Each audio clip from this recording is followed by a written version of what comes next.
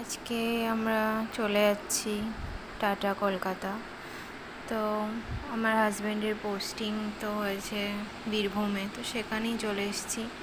নতুন জায়গা, কিচেনটা অনেক অগোছালো ছিল, সেটাকে ক্লিন করলাম ভালো করে গুছিয়ে নেওয়ার পর। তো দুপুরে প্রচণ্ড বৃষ্টি,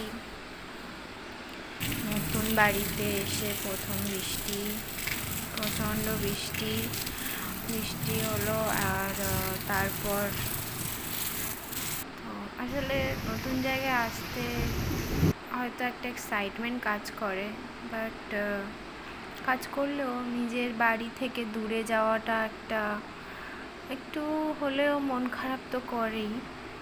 তো দুটোই ছিল।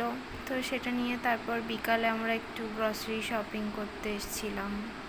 তো এই তো শপিং করে নিয়ে দেন বাড়ি ফিরবো।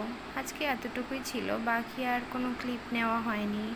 আসলে আমরা এসেছি তার পরের দিনের ভিডিও, এটা নেক্সট ভিডিও আবার আপলোড করব।